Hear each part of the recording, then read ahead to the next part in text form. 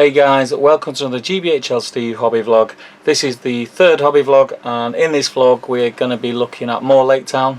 If you've seen my other hobby vlogs, you'll know that I've been making a start on Laketown to try and get these guys painted, because I've just had them for so long, and I really want to use them, possibly at Ardacon. I'm not 100% sort of made my mind up on the Force. I still really like using Goblin Town. And I've got Longbottom coming up as well, so I may give these a run out just to kind of see how they play, really. I was at the Filthy Orcs tournament run by Owen Wright and Dan Bird over the weekend. Really good tournament, awesome venue, some really cool armies, all absolute filth. And some of the games I got schooled by models that I've not played against before, and really like the idea of giving them a go. So there's a couple of things that I'm going to sort of add to this Laketown as well, but I won't go into that into this hobby vlog. So where are we at? Basically, I'm on to the next batch of Laketown Warriors. I start off by undercoating them all, or I did undercoat them all in one go actually, so they're all undercoated in black. I do normally undercoat in grey. I undercoated in black simply because I was out of, well, I wasn't out of grey undercoat. The grey undercoat spray can was a bit clogged up because I've not used it for so long, so I didn't want to ruin the models, and I had a brand spanking new black undercoat, so I used that. So I undercoated them in black, and then I went over the black undercoat very lightly, a couple of really light dustings of the Army Painter Ultramarine Blue, one of these tins. I use, not for any specific reason other than the colour's quite cool. I use these and GW sprays on a regular occurrence, mainly because I do a lot of terrain, so it's easier with spray cans. You can get, your paint goes a longer way than, rather than trying to paint something very large with a small pot of paint. So on we go. The first Laketown Warrior that I painted was this guy, and he's not too bad. I'm fairly happy with him. The process that I used for him was straight from the black. I didn't go over with the blue like these guys, and then I just painted up straight from black through the blues, put all the other base coat colours on, highlighted all the colours, and then washed the whole model in what's it called? I ran out of Null Oil, so I ended up using the Army Painter Strong Tone ink, and it's actually, I've never used it before. I've had this bottle for quite a while, I've never actually used it, and I was quite impressed with how it went on. It's slightly different than GW's washes. I wouldn't say it's any better or any worse, it's just different, and was just quite interesting to see how it did work. So yeah, so I washed it, and then I re-highlighted things, and then went over the metal areas and the gold areas with a sepia wash, and he turned out, I've shown you him on the previous hobby vlog, he's okay, he's cool. And then I tried a few different techniques, and I ended up with this technique where I undercoat in blue, and this was the end result. Now as you can see, he's a little bit brighter. You can see, if I hold the two up together, the colours are just a little bit brighter. Now, on a personal preference, I prefer the paint job I've done on this one. But this one was a lot quicker, and I think I'm going to go with this one just simply for that reason. It was a case of having the blue model. This is a, well, I wouldn't say a conversion. I lost his sword arm, and I had to sculpt his arm from scratch using putty, which I'm quite impressed with. It's okay. Yeah, but anyway, basically I went from the blue, and then before I did anything else on this blue, now I've got a more, it was, I think it was Fang, and then I put a little bit of Screaming Skull into the Fang to line it up a bit, and highlighted just the edges of each of the sections on his jacket, tabard, whatever you want to call it. Done all the other base colours and highlighted, and then done exactly the same thing, washed the whole thing, picked everything out, and it just meant that I got the blue, excuse me, I got the blue colour brighter and more blue looking, rather than it looking like a navy, if you know what I mean. Can you see? A lot easier. I didn't have to do as many highlights up from the black to get the blue that I wanted. So that's the technique that I'm going to use. What I'm going to do is I'm going to do this in a couple of sections, taking some tips from GBHL Damien and showing the steps, and I think it works quite well in a video. So I'm going to do a similar thing. So I wanted to show you them undercoated in the blue. I'll go away and put the base colours on and the edge highlighting on the tabard like I've explained on them, and then we'll come back. But before we do that, I just wanted to show you something I'm going to be doing with the bases. Now, when I was running the tournament in last month, I had a Goblin Town board, and over the months leading up to that I kept acquiring more and more sets of Goblin Town scenery from eBay as such, to the point where I kind of didn't realise when I had enough, and it come to light when I was setting up the table for the tournament that I had too much. So I had a load of Goblin Town scenery spare. Now I've got some that somebody's asked me for and I've put to one side, but I still had some spare. So what I decided to do, I was going to sculpt some wooden bases, which I already have done as a matter of fact for my Goblin Town, and they would have worked perfectly well, but I didn't want the bases on my Laketown to look exactly the same as my Goblin Town stuff.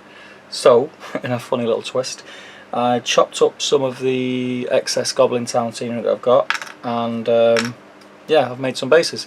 So this is what the bases are going to look like. I've sort of textured the edges to look like the edge of wood, so it's not just cut off straight, so it should look quite cool when it's finished. So you've got like a plain simple one like that, another plain one with a nice joint down the middle which looks quite cool. This one looks like a sort of pier edge. You see that? Left that square edge on. And then again, that's just another one with some nice pattern detail on it. There we go. And then this one, which I just thought was a nice effect, just looks like a damaged area of a pier and things like that. So yeah, it looks quite cool. Ignore the paint jobs because I basically painted, highlighted and undercoated all my Goblin Town sets in one go. I've done a video of that over on Top Table channel. So yeah, that's why it's painted. I've also using some excess of the uprights from Goblin Town, and I will be popping these on, gluing them on like so, just to give it a bit more of a feel of, you know, so it's easily recognisable that it's supposed to be Laketown. So I'll pop them on a couple of bases, maybe a few fish on the floor and things like that. We'll see how we go. We'll see how we go for time. I don't want to spend too much time on it, and this was fairly straightforward and fairly easy and saves me a lot of time. So that's the plan. So I'm going to go away and put the base colours on, and then we'll come back prior to me shading, and then we'll go on and go through the steps like that. So I will see you in a second.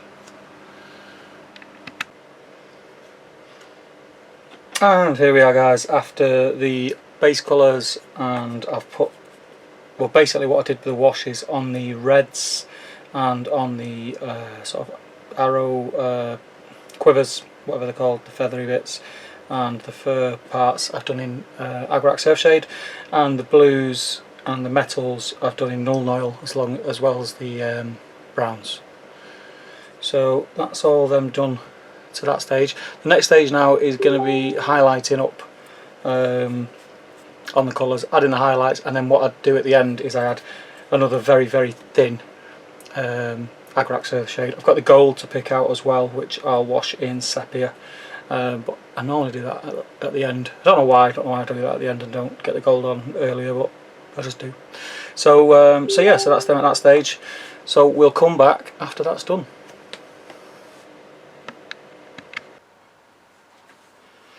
So we're back after the shading stage. I've done a few other bits and bobs on it. I forgot to get the camera back out, but they're not finished yet. But we'll get in there. As you can see, I've highlighted the skin. I've added some gold detail. Started to highlight the wood, but they're getting to the point now where I'm not going to go much further with them. Some of them put on bases because I was meeting GBHL Harry at our local gaming club for a game, and I wanted to use these guys even though they weren't finished, just to give his doubles army a test. So I just stuck them on standard bases.